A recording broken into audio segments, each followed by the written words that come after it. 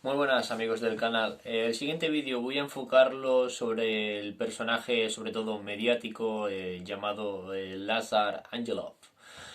No es una figura que habría seguido ni nada del estilo, pero sí que es cierto que me sonaba su cara. Y viendo algunos vídeos de entrenamiento del Dorian Yates y tal, pues el motor de búsqueda de YouTube me sugirió un vídeo de este señor. Y el título era me sentí como si estuviese muerto. Y me sonaba la cara y digo, ¿de qué me suena este tío a mí? Entonces le di clic y aparecieron una serie de fotografías suyas de sus montajes y digo, ah, claro, es el tío este de la, digamos, del físico así estético, de la barba corta y densa negra, tipo Sergi Constance, no sé lo que hacen, pero tienen ese tipo de barba que parecen los Playmobil, que es como perfecta.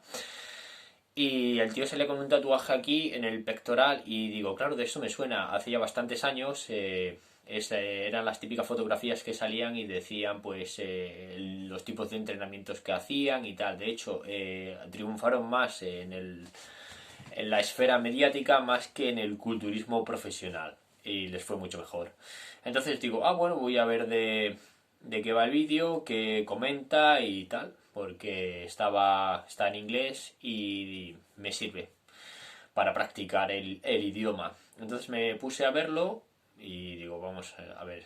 Y entonces el chaval habla, nos va contando un poco cómo ha sido su declive, lo que ha tenido que sufrir y bueno, yo antes de ver el vídeo completamente pensé un poco en lo que sufrió Dorian Yates cuando se retiró debido a las lesiones, la depresión que le vino a Menser justo antes de retirarse, ya estaba sufriendo, y digamos un poco la parte abajo de la montaña que le sigue, digamos, al culturista profesional. Digo no profesional, no tiene por qué tener un desarrollo muscular excelente, pero sí que es cierto, todo aquel que le dedica cuerpo y mente a ello, llega un momento en el que desgraciadamente hay una bajada, que digamos que son los factores psicológicos que son muy interesantes, sobre todo para todos aquellos que respiramos, digamos, el culturismo de semejante manera. Nos cuenta que sobre el 2015, ¿vale? El tío, para que os hagáis una idea, no sé si lo conoceréis, no voy a poner fotografías en el vídeo y tal, porque lo subo directamente desde el móvil y no me deja editarlo como en el ordenador. Pondré una foto en la captura de pantalla, pero podéis investigar un poco sobre él o podéis minimizar esta pantalla y buscarlo en Google, las fotos del tío. Lazar Angelov. No sé cómo se pronunciará ni de dónde será el tío, para que os hagáis una idea. Entonces el tío tiene un cuerpo así del estilo a Frank Zane, diría yo, de la estética. Entonces fue un poco como aquellos que empezaron con esto, antes de que el culturismo empezara a tener el men physique o el classic bodybuilding. Empezaron ya esta gente a rollo mediático a hacer un poco también la división. Entonces como mucha gente empezó a seguirlos, la gente como por ejemplo federaciones, la IFBB encontró interesante que quizás mucho público les interesaría esta rama. Sería un poco de vuelta al culturismo clásico, a las poses del vacío abdominal y tal. Entonces el tío nos comenta que sobre el 2015 empezó a tener muchísimo dolor. Básicamente entrenaba con dolor. Su problema principal es el que le ha acarreado muchísimos problemas, son básicamente tendinitis. ¿Tendinitis? Ahora, como lo dijo en inglés, mezclo a veces los vocablos.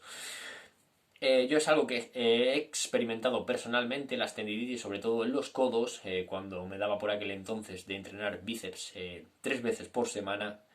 El bíceps no crecía más, pero los problemas de codo sí que aumentaban exponencialmente y me acarreaban problemas para otros ejercicios como ya solo espalda. Entonces era como un lastre. Fue cuando cambié y actualmente entreno una serie, dos como máximo a la semana y me va muchísimo mejor. Básicamente si algo te molesta, déjalo en un lado y procura, como harías como una persona que está de mala hostia, déjala en paz y cuanto menos le digas mejor. Pues lo mismo con los tendones, este tipo de cosas. Yo personalmente pienso así. Entonces el chaval nos cuenta que en el 2015 empezó con muchísimos problemas, estaba entrenando con muchísimo dolor, sobre todo en los codos. Deduzco que el tío hacía muchísimos ejercicios de brazo. De hecho, el tío dice que entrenaba casi 6 veces por semana, básicamente rutinas de mañana y tarde. Y como se dedicaba a ello, el tío tenía muy buena acogida social, pues él dice que había muchísima presión para seguir en la cumbre, para seguir ahí arriba. El tío tiene en su canal de YouTube, no sé si son 700.000 suscriptores, un poco menos que yo. Un poco menos que yo. Entonces podéis ver la cantidad de gente que sigue a este chaval. Y dice que llegó un momento en el 2015 que ya se le hizo tan insoportable el dejar de entrenar que dijo, bueno, voy a parar 2-3 días y vuelvo a entrenar. Dice que el dolor aún volvía, que no se iba. Entonces podéis ver que la cantidad de caña que le ha dado al cuerpo, lo difícil que es recuperarse de eso. Para aquellos que nos gusta la filosofía de alta intensidad o del heavy duty, pues entendemos que es un sobreentrenamiento crónico. Por desgracia, los síntomas están ahí, pero la mente quiere seguir donde el cuerpo no puede llegar. Ni dejando a un lado pues que tengamos ayudas exógenas o no. En este caso el compañero del que menciono en el vídeo.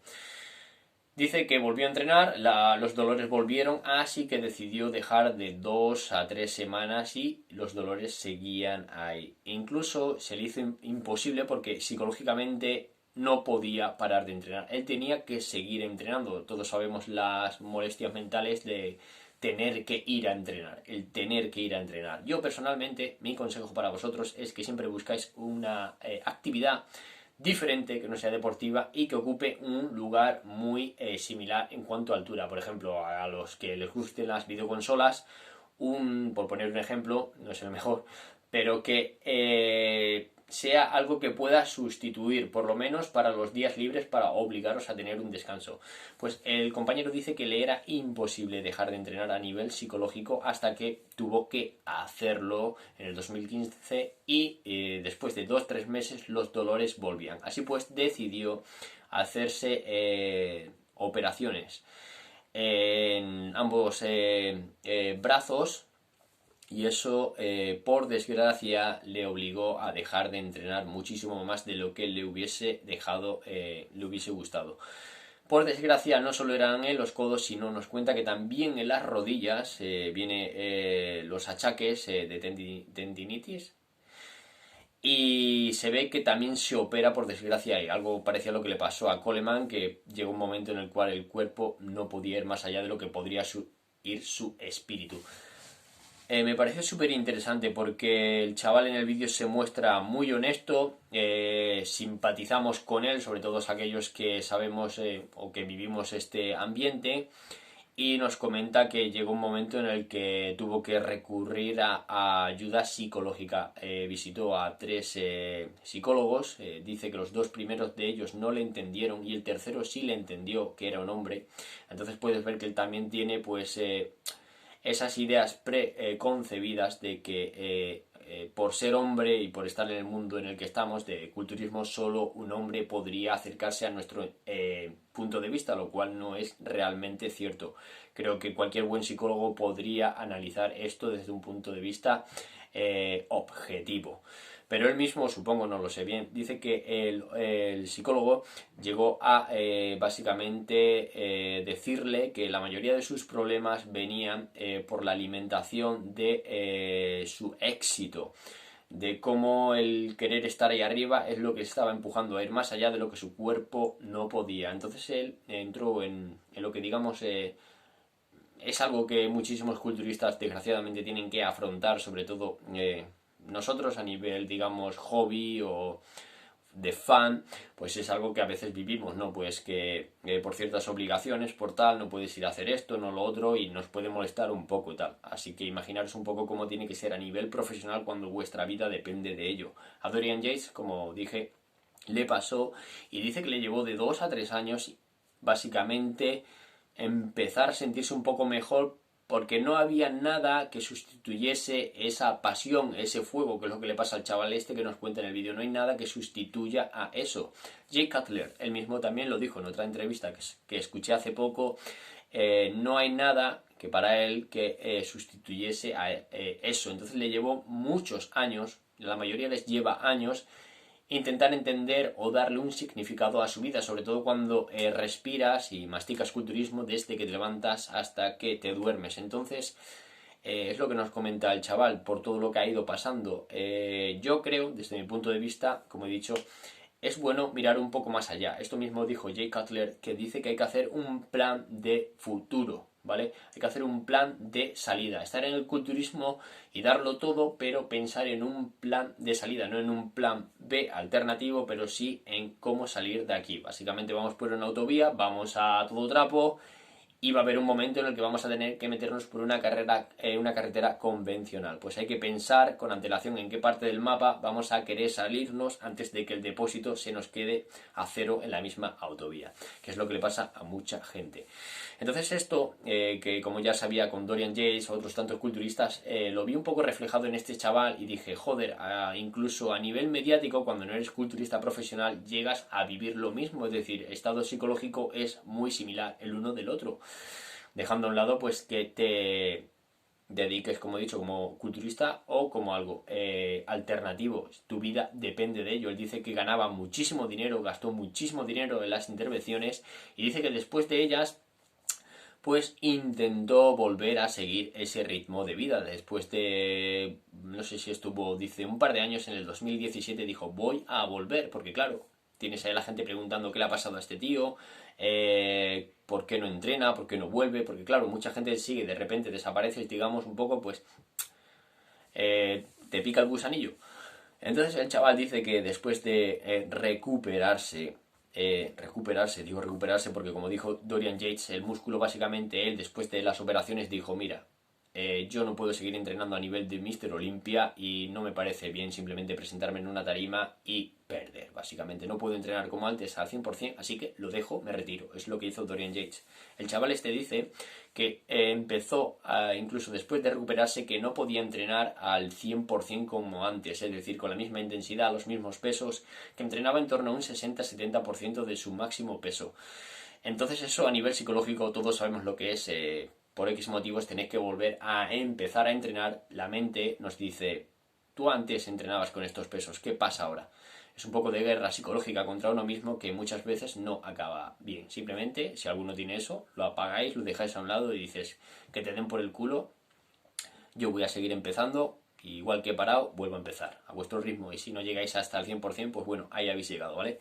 Entonces el chaval este nos cuenta que estaba entrenando al 70%, y el tío sigue haciendo giras, se le ve bastante bien, un desarrollo óptimo para mi punto de vista, pero claro, dice que un comentario, y recalco lo de los comentarios, sobre todo en esto de la era mediática social, que cada uno pone lo que le da la gana y muchas veces pues detrás de una pantalla, como dice el grupo Fear Factory, se ocultan y no sabes realmente quién es esa persona. Pues se ve que le dejaron un comentario en el que decían, estás bien, pero ¿qué pasa? ¿Por qué no estás como antes? ¿Por qué no llegas a ese nivel? Pues se ve que al chaval le afecta muchísimo y ese simple comentario hace que empiece a entrenar otra vez al 100% después de las operaciones. Nos comenta que da todo lo que tiene, por desgracia vuelven otra vez los dolores, incluso peor que antes, después de las operaciones. Y es cuando recapitula y dice, mira, no puedo entrenar igual que antes y es que no puedo costearme las operaciones. Las operaciones las he hecho y no he conseguido realmente nada. Entonces es un punto de inflexión donde puedes decir, o lo dejo o me renuevo. Entonces el chaval nos comenta que llegó un momento en el que estaba tan desesperado que ya no sabía qué hacer porque no podía seguir ahí a lo que esperaban los demás, porque dice que está en la burbuja mediática. Entonces él no veía con perspectiva. Estamos más pendientes de lo que esperan los demás que lo que esperamos nosotros mismos. Por eso les digo, siempre hay que darlo al 100% lo que puedas dentro de tus posibilidades. Por ejemplo, si yo no he dormido bien anoche y quiero ir a hacer press de banca con mi peso máximo, de poco o de nada sirve que mi mente me esté atacando, diciendo lo que yo tiro, cuando sé que realmente no he dormido bien y a lo mejor hacer un par de repeticiones menos es ir al 100% de ese momento. Eso hay que tenerlo en cuenta, ¿vale? Entonces el chaval dice que básicamente que estaba en un viaje en un avión y dice que estaba tan deprimido que para él hubiera dado igual que el avión reventase en ese momento, que le daba igual estar muerto. De ahí el título del vídeo que dice I felt dead, me sentía muerto. Entonces es un punto, como digo, para recapitular. La entrevista está muy bien, son 30 minutos y habla un poquito más de ello en general, de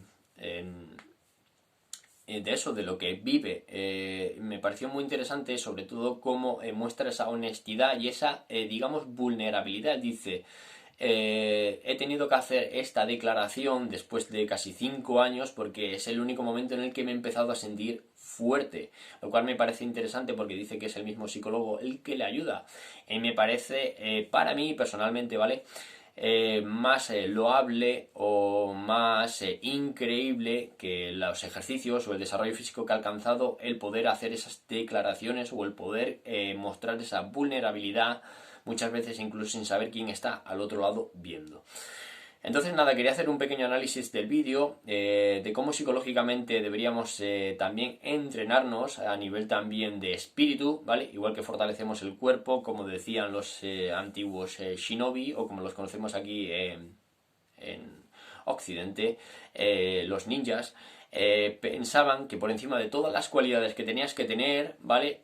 Tenías que tener un cuerpo sano en una mente sana, y ya también lo decían los griegos y muchísima gente. Así pues, mi punto de inflexión sobre el tema es que, al igual que entrenamos los músculos, tenemos que entrenar nuestra mente y nuestro carácter y buscar